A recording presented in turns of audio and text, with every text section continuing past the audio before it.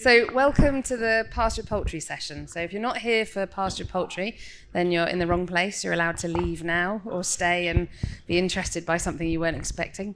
So it's really nice to see so many of you this morning, and thank you for coming all the way down to the end of the space for us. So my name's Hannah Thorogood. I'm a farmer at the Inkpot in Lincolnshire, and I'm the East Midlands Regional Facilitator for Pasture for Life. Out on a few of the tables, there's a Pastured Poultry document that was printed by Pasture for Life last year and shared with people at Groundswell on another Pastured Poultry session that we did. So there's a few around. If you don't get one, there's more down at the PFL tent that you're very welcome to go and pick one up. And there's a 50% off membership at PFL for these 2 days. So I just have to say that, just to plug that. But yeah, so welcome. We're really lucky today to have these three amazing farmers with us talking about their systems and being really open and sharing how things work for their systems, how they've developed theirs. So I'm going to just move on quite quickly.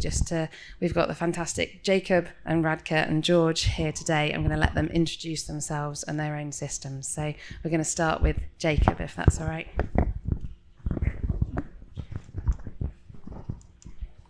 Okay, thank you very much. Thank you. So I'm Jacob from Foss Meadows in Leicestershire, around an hour and a half away, and I run it with my partner Nick Ball. We've been going since 2009, so we're celebrating 15 years this year of raising, hopefully, amazing poultry. We set out with the purpose for amazing poultry with flavour and welfare at its forefront. Part of what's come as a byproduct of that is the nutrition of the bird, of the meat, and also the environment. We raise chickens all year, so our system's producing poultry all year in a total freedom, free-range system. And we also do seasonal birds as well for Christmas. Our main point of difference is we grow our birds to 81 days. So we're following the Label Rouge system in France of producing chicken with some age. So we're basically a couple of weeks older than organic and a good 4 weeks older than free-range chicken. We're tenant farmers in Leicestershire on a Leicestershire County Council farm, and we are the farm is 100 acres. The main thing is chickens, and we have some sheep following the chickens.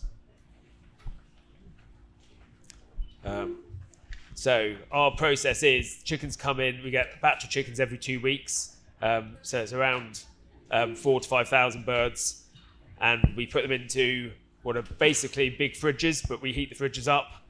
So we've made inside an old cattle barn, we've made big insulated rooms with PIR panels. And then we've got gas heaters in there. And we've literally in the last couple of weeks put automated feeding. So you can see there's some things hanging in the air there, the yellow things. When we took the picture, they weren't quite finished.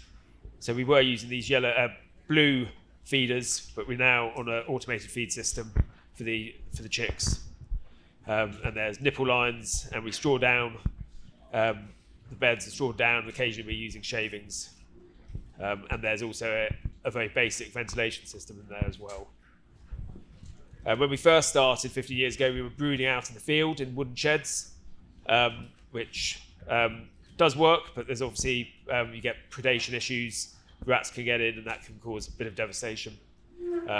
So we decided as we grew to bring it into these more kind of commercial system, but hopefully a better environment, much smaller.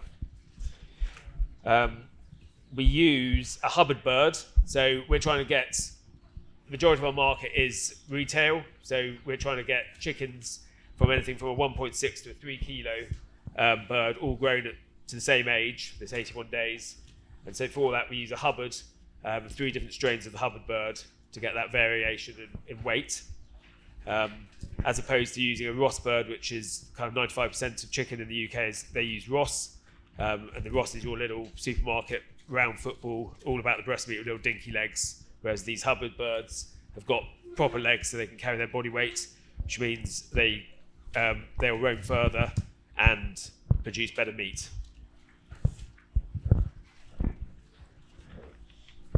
Once they've been in the brooding sheds for 3 weeks, we then move them out into their field sheds, which are mobile polytunnels. Each batch of chickens gets fresh grass, so we move the polytunnel with the Manitou there forward onto fresh grass. The whole farm is fenced with a 5-foot fence with electric, and to keep the fox out. So in the summer, like days like today, we will have them out 24/7. At night, they will go back into their sheds, but they might be roosting outside the shed as well. In winter, we'll be going around locking them up. There's between 1,500 to 2,000 birds per shed, and the way we feed them is we come along. You can see there the Manitou at the top of the picture with a 2-ton silo, and we go to the end of the shed. We've got little mini hopper silos which we can fit a ton of food in, and then we auger that in to the shed into these barrels, and we have to do that depending on the age of the bird twice a week. And we are strawing down every day, and in winter we're using shavings, and they're also on nipple lines, and you can see on the bottom left picture how far they will roam in the distance there as chickens. So what you'll find with a Hubbard, the older the bird is, the more confidence it has, the further it will roam, and this for us is all about getting good quality meat, texture to the meat, darker meat. We like to call them the athletes of the chicken world.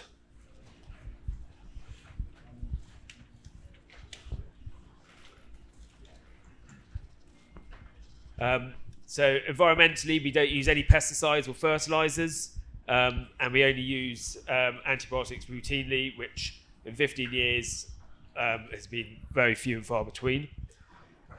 We allow our hedges to grow as big and as tall as possible. We're not interested in cutting the hedges so much. Obviously, we try to maintain them.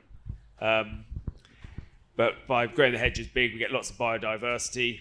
And also they make great wind barriers, which is quite useful for if you've got polytunnels. And in the 9 years, so we started on Nick's parents' farm 50 years ago, and then we moved 9 years ago to a county council farm. And in that time, we've noticed the biodiversity of wildlife and wild birds and things grow enormously. We are trying to layer different things into our system. So we've got sheep, which we're using rare breed sheep, which so we've got Manx, and we've got some Clins as well. And we are in the process of looking at agroforestry to give more interest for the chickens and to add another layer of productivity to the farm. So then we've had, about 2.5 years ago, we used to send the chickens away for processing. And then 2.5 years ago, we put in a Food Standard Authority processing facility, so an FSA approved facilities, which means we have a vet on site every time we process. And we also means for the animal, we're not having to transport them. They are basically going 100, maybe 200 meters from the field straight into the slaughterhouse. So this obviously is great for welfare. It improves the quality of the meat, so there's no or very little stress. And it also gives us total control of the end products. We're processing around 2,000 of our own birds a week, and then we are now also processing for other people, from people who bring 6 chickens to us to people who bring around 1,000 chickens to us as well. So it's added another layer of business to our other business. On top of the processing facilities, we've got packing rooms, and we've got kitchens where we'll make added value products for the markets that we do. So trying to use the whole bird, making broths and stocks, pâtés, pies, things like that. So where we sell our product, so wholesale is around 40%, selling into independent butchers, restaurants, mainly in London South East, but also we courier out across the country. We have online sales of around 12%, which is, since COVID went up enormous. It's dropped back a bit, but it's a great bit of extra income. And then our main focus is our farmers markets. We do 12 farmers markets every weekend in London. So we have 3 vans going down. The benefit of London farmers markets is they happen every week. The same market, same location, every week of the year, which means you get the same customers coming back doing their weekly shop. So you get a really good customer base with repeat business. Also gives us very quick feedback on what we're doing, and we can introduce new products and things and get quick feedback. And then you also get paid quickly as well, which is always helpful. And then because it's London, or maybe not because it's London, but you get chefs and restaurateurs and journalists trying our products. And from that, we've got quite a lot of publicity, which has been really good. So we've had various things on the BBC and Radio 4 articles, which always helps. Can I just say quickly, Jacob, that for people at the back, there are chairs down at the front, and if anyone's got empty chairs next to them, maybe squidge along so that people can come and sit down, put your feet up. Thanks, Jacob. So we started off with producing 50 chickens a week. We now do around 2,000 of our own. So when we first started, it was just myself and Nick and maybe one other person, and we're now running around, have a staff of around 29 people, which and that's across the whole business, from farming to the markets to the production. And we try and aim for everybody to be doing a bit of everything to try and manage that. But we've got a really strong team, which is great and essential, what we're doing. And it works, and it's profitable, and it pays, which I think is what people want to hear. The one thing, we're on a radio, there's a podcast called Fed by Dr. Chris Van I'm going to say it wrong, Tukelen. Very informative podcast, all about chicken. So if you're a chicken nerd or want to become one or want to learn about it, then go and listen to that. It's very informative and very accurate. That's Foss Meadows. Thanks, Jacob. That's great. I think one of the things that's fantastic at Foss Meadows is it's a really slick system. Oh, there we are. Yeah, well done. I think that what blows a lot of people away is that 12 farmers markets per weekend. I think they've got such a brilliant, simple but brilliant model of having kind of 3 farmers markets worth in one van, don't you? So you drive down, to the first farmers market, meet the staff, the team that are there, unpack one load of farmers market stuff, drive on to the next one, do the same, and then the third one, the drivers or the sellers at that third market. Is that how it works? So that's correct. So basically, because it's like lots of little villages around London, so they all have their own little farmers markets, and people use them. So, there's one van does 3 markets, they're all within 5 minutes of each other in North London, and they're all well represented, and people come out every week. But it is all very much about systems. Yeah. And we've been doing it 15 years, so we have quite a tight system going. Yeah, it's really slick. It's fantastic. Hopefully, yeah. Thank you, Jacob. Okay, Radka, are you happy to have the baton passed? So my name is Radka, and I am now on the other side of the scale much. So I will be talking about how we started microscale from like a homesteading scale, and how we were growing from there. So I run Nature Way Farm, which is a meat box business, mainly in Milton Keynes. We do a few nationwide deliveries. So I will be talking about our broilers to start with, and how we started with processing broilers on the farm, microscale again.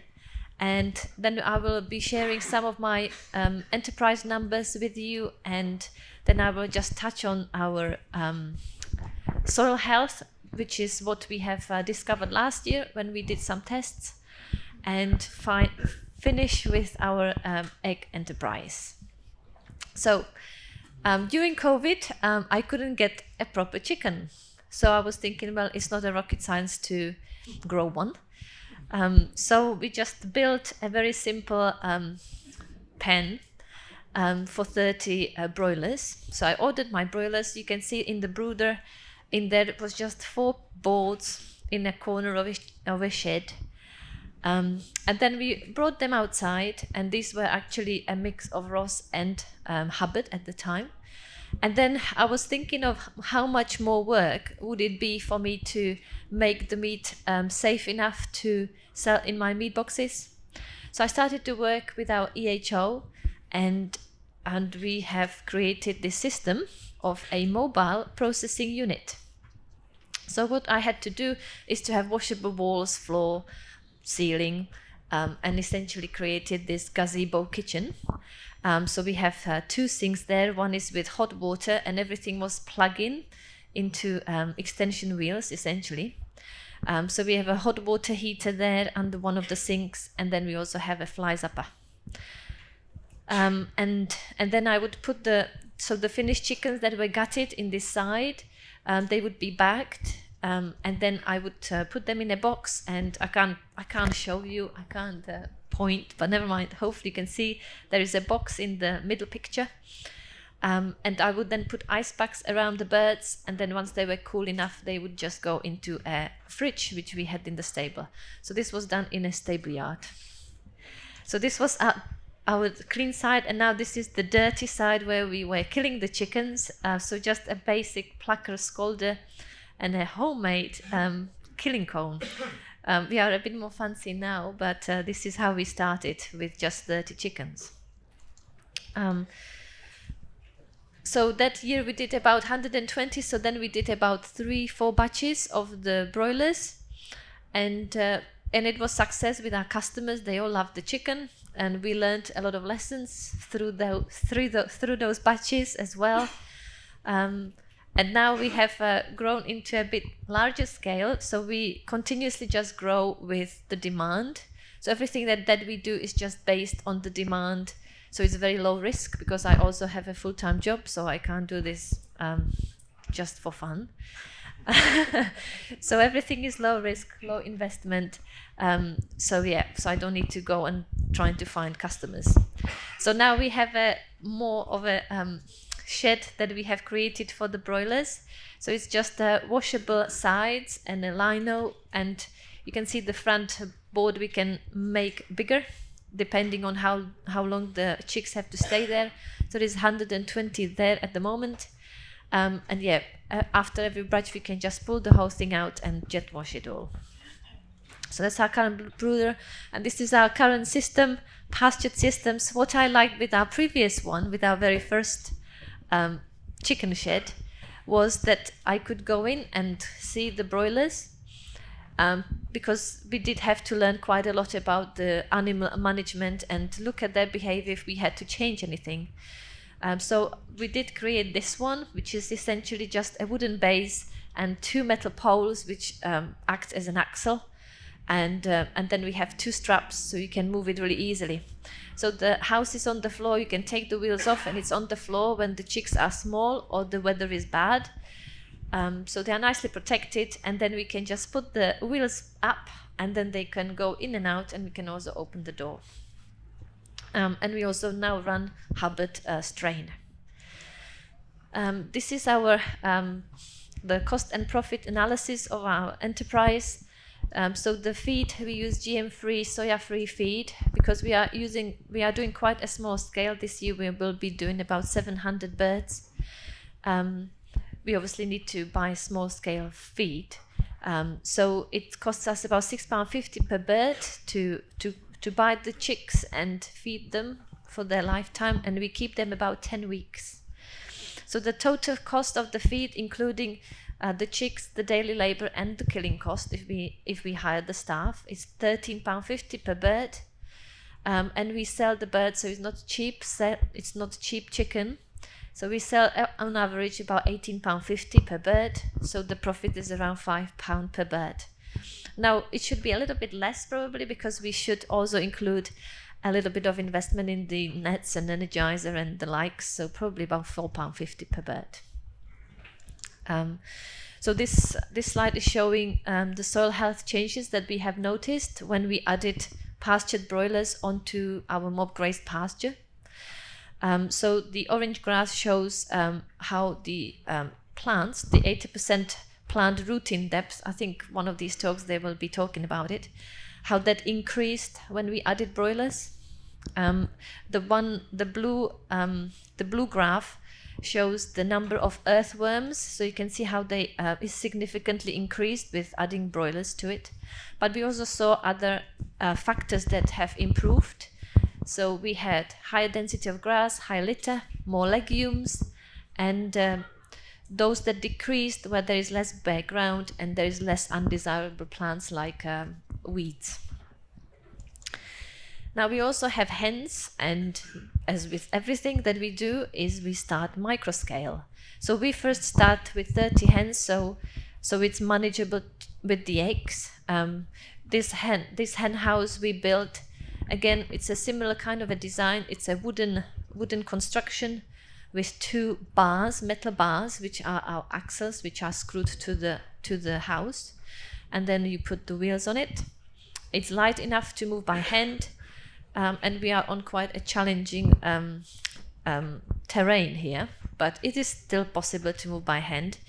Now the house, you see it's white, so that's a plastic that's covering over a meshed kind of walls. So and it shuts them at night with the sun, so it protects them from the foxes, double protection, so the fox couldn't get in the house and kill them at night. So it's very simple. And now we have 50 hens, so we've expanded to 50 hens, but we have a huge demand for eggs, so we have to do something about that. So we are selling the eggs for £3 for 6, so half a dozen, but we could increase the price because we have such a high demand for the eggs. We feed organic feeds and we have organic hens. We were supposed to be certified organic, but we moved from the certified organic land. So we are not organic, but we do tell people it's organic hens on organic feed. And yeah, we have continuously waiting list for pastured kind of organic eggs. We also run courses in processing chicken. So if you are new to this and would like to try running your own broilers, and don't know how to process them on the farm, we are running courses, so that QR code will get you there. And also it's just a shout out for opportunities on our farm, because we can't do everything, and I would like to expand the enterprises, and if you would like to do some farming, you can come and join us in Northamptonshire. Thank you. Thanks, Radka.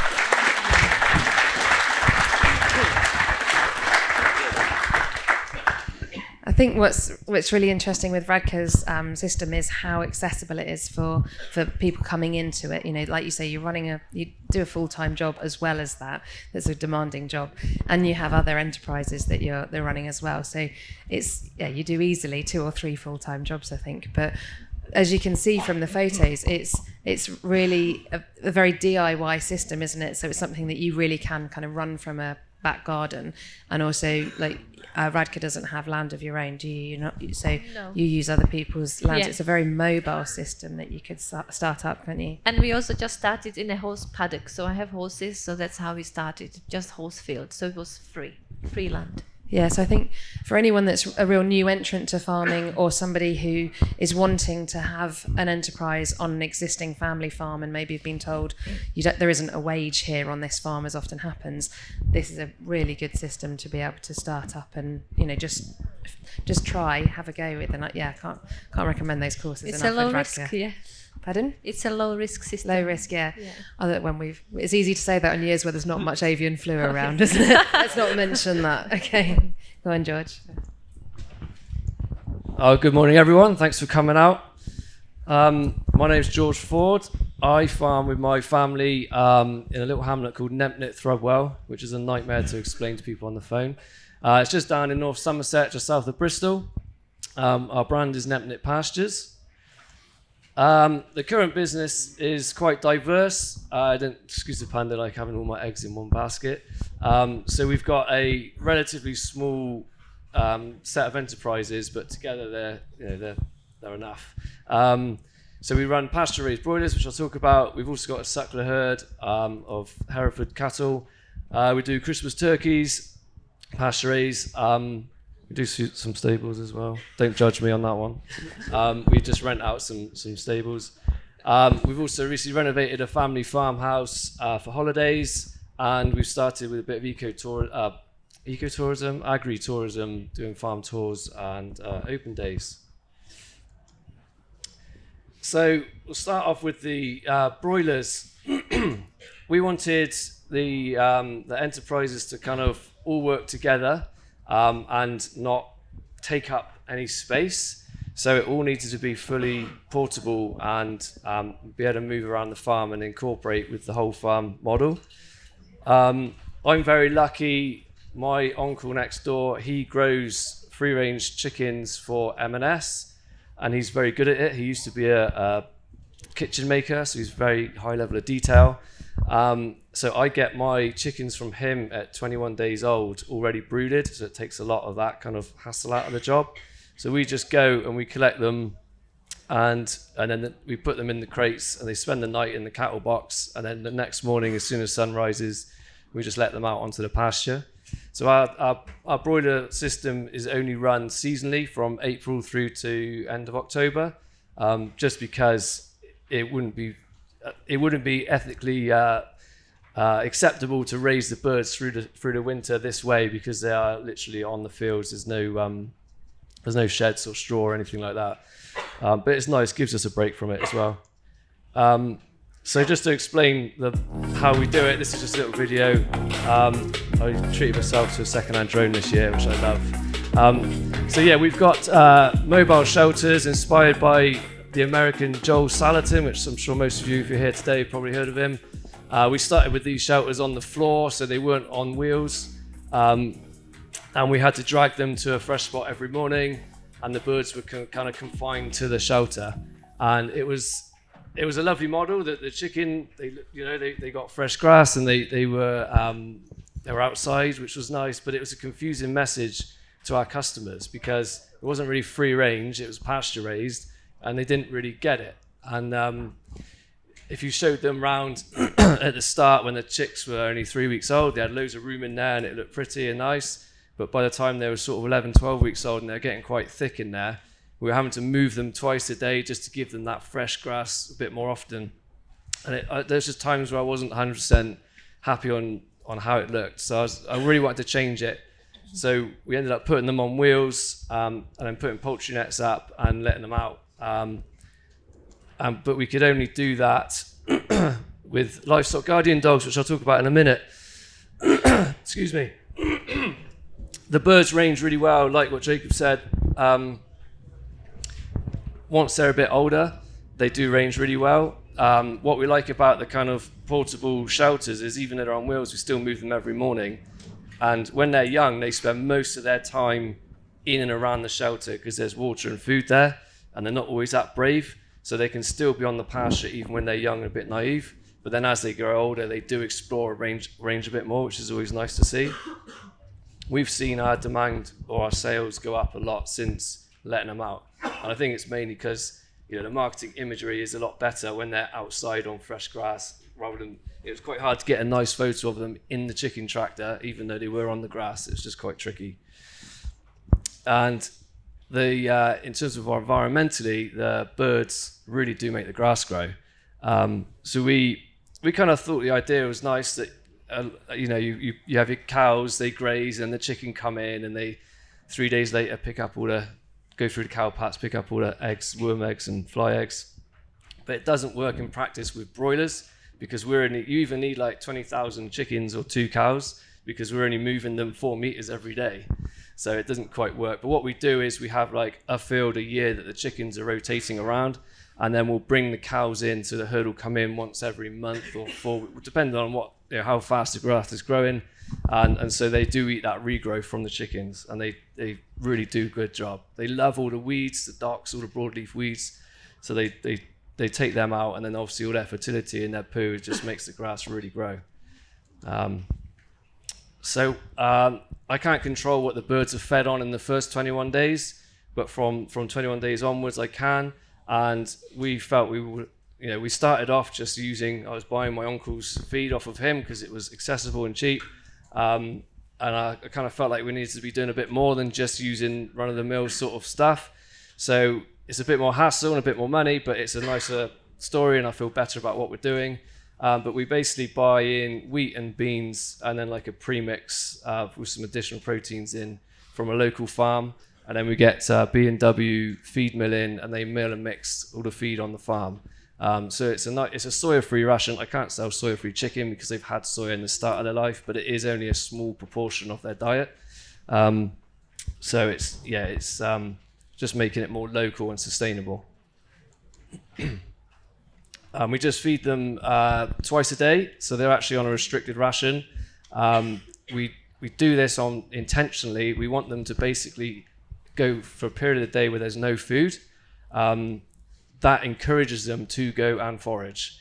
We find when we started out, we were kind of just ad-libbing them, so giving them as much food as they wanted, and they would grow really well, but they didn't always forage as well. And so by restricting the feed, you just notice that they do forage, they range more, they forage better, they just find more food on the pasture. They have to work a bit harder for their food.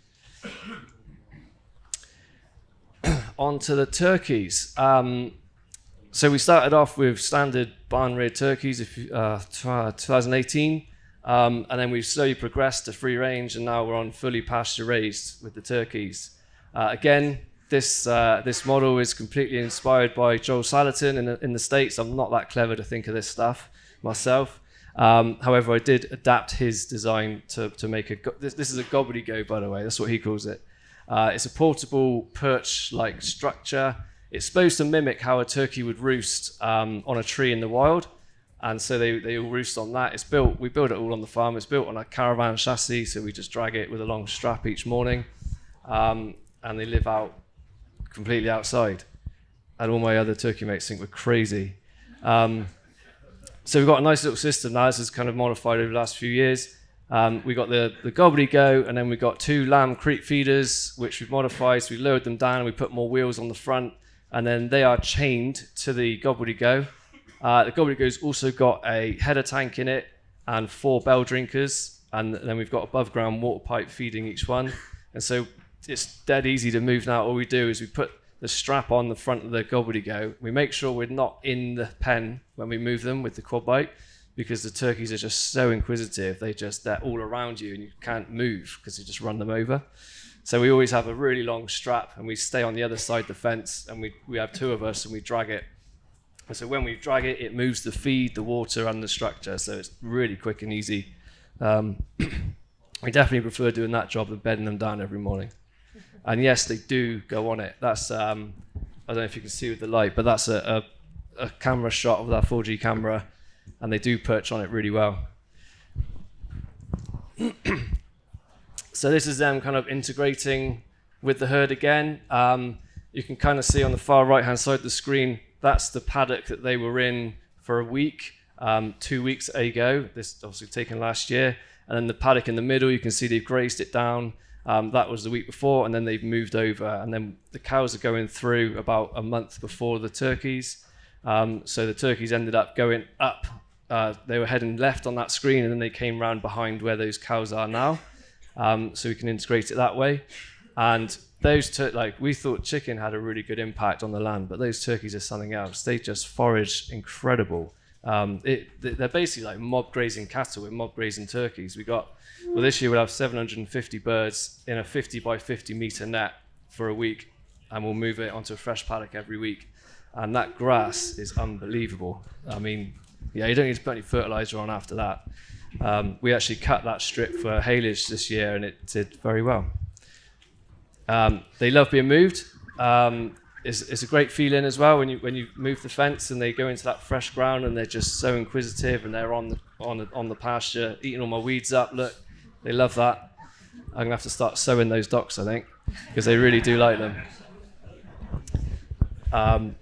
Yeah, I've got slow-mo footage of them like literally stripping the seeds off of a dock plant. It's great. But we couldn't do it without these dogs. And this is our guardian dog, Bear, that we got from Mr. Matt Ailey here at the front. Best investment I ever made. He is a Maremma, a livestock guardian dog.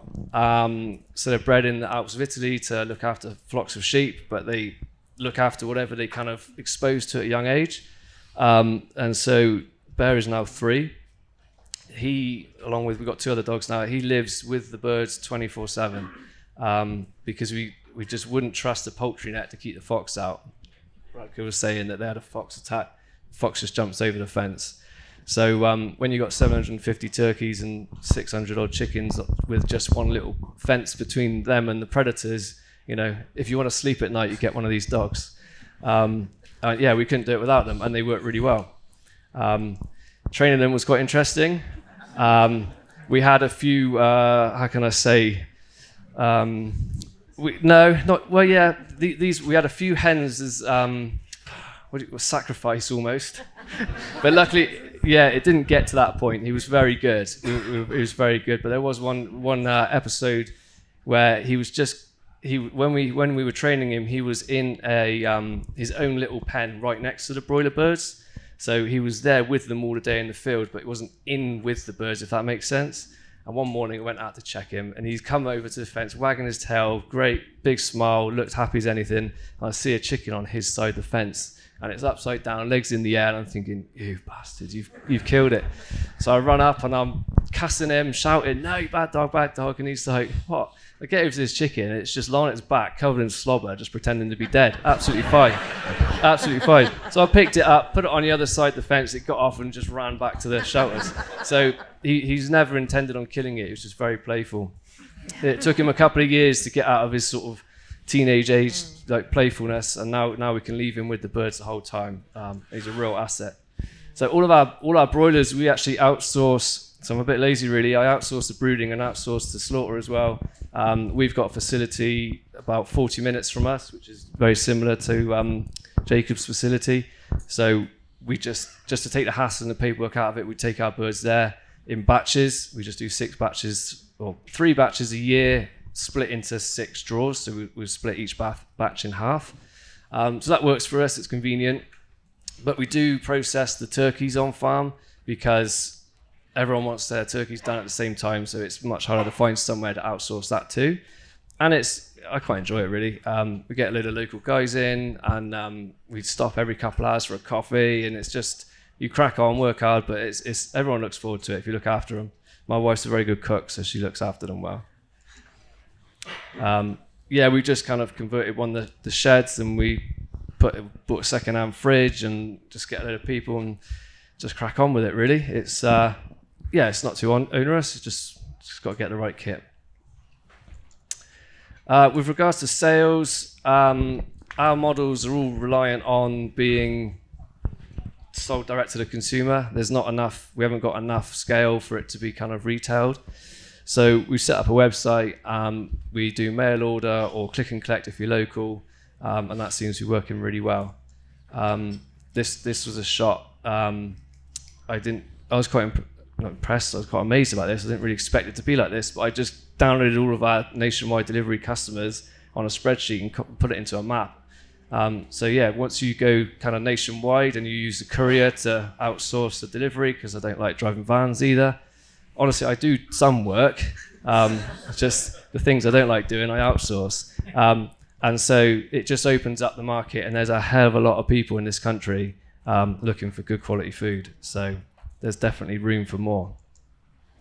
But one thing we have started doing the last couple of years is more open farm events. I think the way that we're doing this style of farming needs to be shown, and I think people have got a real appetite and interest to see exactly how we're doing it and ask the questions, and they just love that connection. And so we do 3 or 4 open farm events through the summer. We do tractor trailer tours, which are fantastic because once they're on the trailer, they can't get off. They've got to listen to me telling them how good our chicken is and how good our beef is, and that beef is good for the planet. And they always come back, go straight to our meat counter and buy a load of meat, which is great. And then we just turn the barns into straw pits and pedal tractors, and the kids just go wild. It's a great fun event. If you're nervous about it, start small. We started with a gazebo in the yard, and it's just grown from there. And I get a lot of fulfillment out of that. So at Christmas, we put a bit more effort in, and we invite local businesses to come along as well. And it's just a real Christmassy atmosphere, and people love coming and picking up their turkey and other bits of beef and that. And it's just, everyone says it's like Christmas begins when we go and get our turkey, which is always nice to hear. And the great thing about turkeys is it's mad, you're working like hell, and then all of a sudden, boom, done, it's finished, relax. So it's good fun. But that's me. Great, thank you.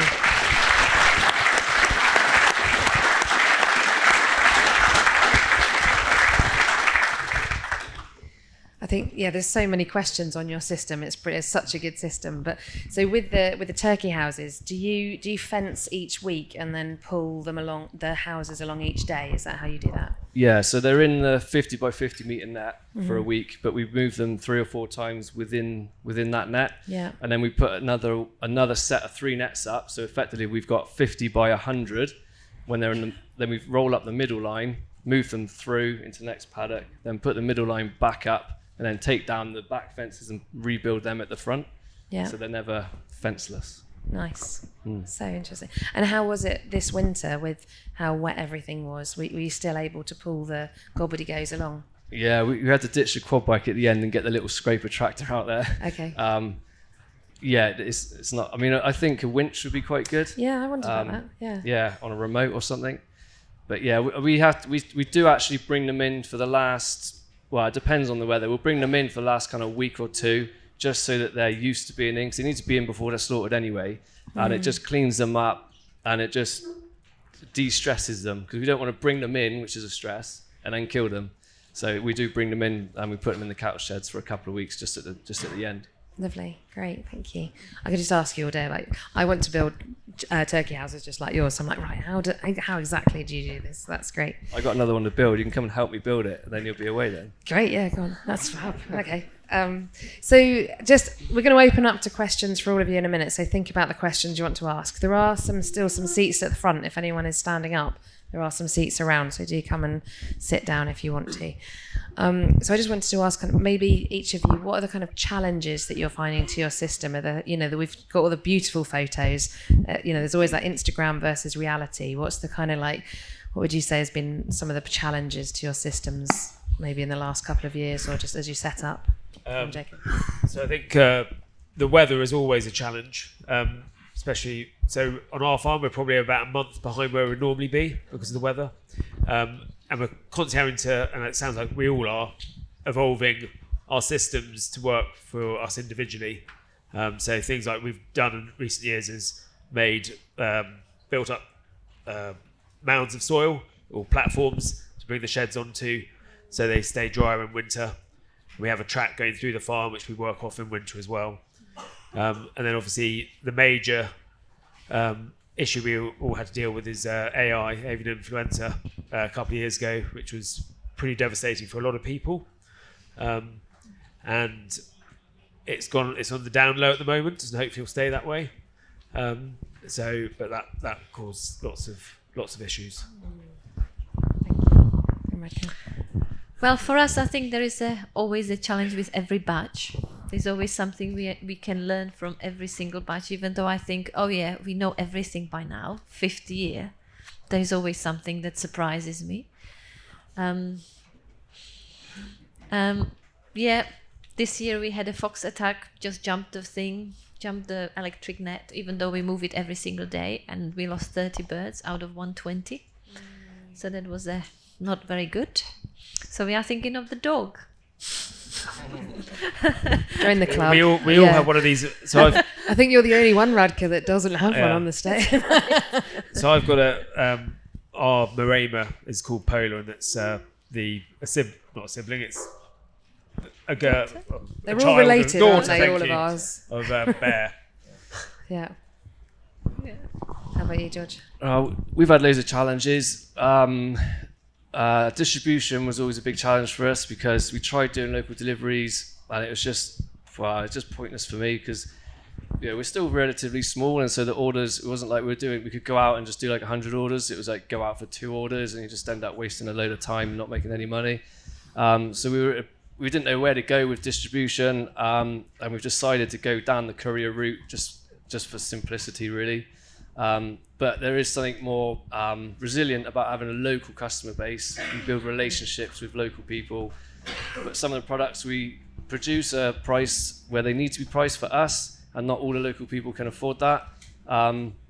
So just having the nationwide definitely helps open the market and is sorting that challenge out. Also, like Jacob said, the weather, with all the rain, these birds do roost down on the ground a lot. All my photos are when it's a nice sunny day, which is like what Instagram's like, So there are days when it's wet and they're pissed off and miserable because they're just soaking there, but then they do soon kind of shake it off. I lie in bed sometimes and it's like a horrible storm outside and you think, oh, those poor turkeys out there. You go out there and like they're just birds. They live outside normally, and they've got good waxy coats and they're just like happy to see you in the morning and it's fine. You think, oh, what was I worrying about, So yeah, it's just got to try things, I think. Great, thank you. Okay, I've got loads of questions I want to ask you, but I think it's fair to pass it over to one. And I saw someone jumping straight up their hand. So we've got our lovely assistant with the roving mic is going to come down and we'll give him some exercise over the next 10 minutes, I think, running around to say. Hi, thanks for the talk. Really interesting. I was wondering if you had much experience in stacking, mixed grazing with your birds and livestock, and if you have, what are the pros and cons of that in your experience? So having the birds running in the same paddock at the same time with other livestock, is anyone doing that? And yeah. I mean, we've got horses, if you name that as a livestock. So we always have to kind of think how we are going to move them as the horses are moving and they are mob grazing, how we are going to kind of do the system, and everybody's fitting there, they can all access the pool, but you just have to think creatively. Anyone else doing it? We've tried it a bit, but the problem with sheep and things, if they get into the sheds with the chicken feed and sheep don't go together. So we try and keep them separate. So yeah, to just be really clear on that, sheep will die if they get hold of the chicken food. So we've had little bits of them sharing the same space, but there's generally they're kept separately and moved along behind spaces. That works really well. So like moving behind the cows, like George's, can work really well. Yeah, just to add, so we do bring the cows on and graze the pasture after the chickens, but you just have to obviously make sure that the lands are long enough to recover after it's been grazed by chickens. Because you want the shit to have rotted into the ground, and also you want the grass to have recovered, so you don't want to be overgrazing it. Great. Next question. There's only about 4 of them. I don't know who went first. You can figure it out. Hi. I think, Jacob, you mentioned you weren't using antibiotics regularly. I just wondered how everyone fared in terms of diseases and pests, given the animals, the poultry is having a very varied diet, obviously with insects. Second question really is how your customers react to the very varied diet the poultry is feeding on, because not everyone understands that chickens and turkeys are omnivores. So how do they react to that? Do they accept it? Do they find it a bit strange, squeamish, or how does that work for you when selling the product? Nice. 2 questions in one. Well done. So no, it's fine. So any issues with pests and diseases, and how do customers react to the varied diets? So I think with the chicken, if you can get it off heat, fit and healthy, so basically those first 3 weeks, and we get it out into the field, I don't think there's really been an occasion that you get issues out of the field with disease. It's always in the first 3 weeks that we get the issues, so that's the really important time to get it sorted. You've got to remember, once they're outside, they're not confined to a shed. There's air flowing, it's a healthy environment. So you get very little issues once they're over that 3-week period. Hopefully you don't get too many issues in the 3-week period, but that's the key to getting a healthy chicken. And I missed the second part of your second question. How do customers react to the varied diet? So you're thinking, considering that the birds are omnivores, and so whether they're eating insects and things as well, whether customers have any response to that? I don't think I've ever been asked.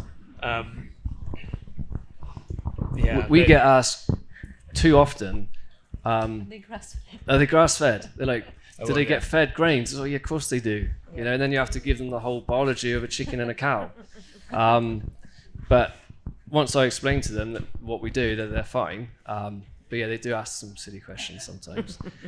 And with disease, we don't seem to get disease, like Jacob was saying, once they're after 3 weeks, which is when we get them. They're pretty robust, and it's a healthy environment.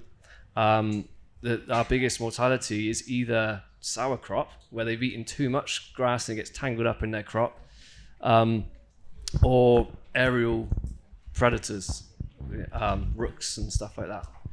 But you can sort them out with bird scarers, and dogs help.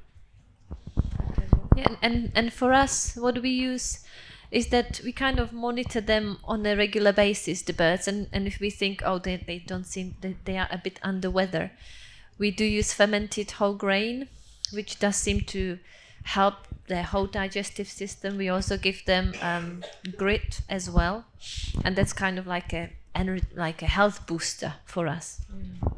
And I think in relation to those conversations with the customers, what I kind of hadn't really thought about before is all four of us are direct selling. And so we all have those conversations with the customers. And I think that's such a useful thing, so especially with George as well, having the people come onto the farm and having that connection. I know you all have, open farm Sundays or have groups coming onto the farm, and how useful it is to be able to have those conversations, because you do get incredible questions, don't you? You just think, right, okay, right, oh, okay, so we're at that stage, right? And it just shows how important it is that if you are in the position to be able to invite groups onto your farm, to try Open Farm Sunday, to do a little bit of direct selling, it's such a powerful thing for people. It's so useful. So I think we've got a chance. We've got a question. Oh, here we are. We've got a question ready. I just wanted to ask about the roosting that you have for the turkeys. The pull along thing that they roost on. Do the chickens not enjoy that as well? No, we keep, so that back to the livestock mixing question, we keep the turkeys and the chickens very much separate. Turkeys are similar to sheep in that it doesn't take much to kill a turkey, really. So you've got to make sure that you don't go transmitting any potential bugs or pathogens from the broiler chickens to the turkeys.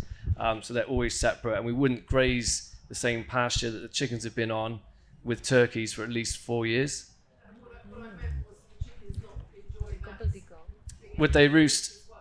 To be honest, I don't think they would, because the way that the broiler genetics are now, they just don't roost. They don't really get old enough to kind of learn to roost, and so they would just perch down underneath anyway. Some of them might, but they wouldn't. Like a turkey, it's so innate, they would just climb up as high as they just keep going. And they also like the protection against the wind, so they don't particularly like to be exposed completely. Yeah, you'll get a turkey which will sit in the rain and the wind and be happy and look terrible, but it will be sitting there all night and not move. The chickens in our sheds, we've got bales they all jump on, and we've got on the drinker line there's a perch they can jump on, but you get a few of them perching, but the majority are in little groups together. Though it is a bit different with the laying hens as well. So the laying hens tend to be a little bit more athletic, and so in our system we have mobile trailers and perch spaces and stuff, so they're not fully exposed, so they still have that nesty feel. But the new ones we're about to build are much more kind of exposed because of that relationship with the dogs as well. We don't have to be thinking about containment, but more about shelter. I'm not sure if we've got time for just one very quick question. Go on. Sorry, could I just get you to expand a little bit more on avian influenza and what you would do if it was to rear its ugly head again? Can you actually are you capable of bringing everything in under cover if necessary? I'll just start with that one. So our systems are all seasonal, and what we've found with the broilers, they're all dead in the freezer before it's been an issue. So that's nice. The turkeys, obviously, they get slaughtered in December. So again, we have had to house them in the past for November. We're fortunate, you have to have a plan, and we've got cattle sheds that we could modify to put them in. You couldn't run this model with the risk of AI without having some sort of backup housing. Yeah, the same is for us, seasonal as well. Yeah, so when it basically went on for a year, the AI, we reduced the number of birds in the sheds, so they had more space in their shed, so we could keep them contained, and so they basically had more space. So we had less birds and more space, and then the turkeys, they have the housing, enough space for housing anyhow.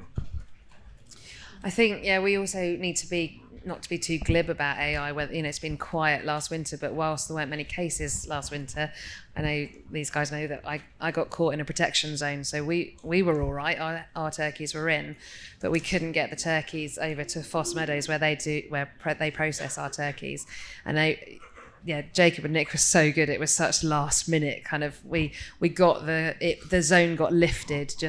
It was like the Indiana Jones and the hat coming through the door. If anyone remembers that, of a kind of how close it was to Christmas. I wouldn't want to go through the stress of that again. And that would have been prevented if we had on-farm processing, because we couldn't move them off-site to the abattoir. So it's definitely worth really looking at it, because I think while we've had a quiet year, there's some quite horrendous stuff happening in America at the moment with AI, so it's definitely not gone away, so it's definitely worth looking up. But yeah, I'm gonna end there, but I think what we're probably all happy to do maybe is to go outside at the back, because the next session needs to be in here. So I just want to thank our speakers for giving up their day for being here.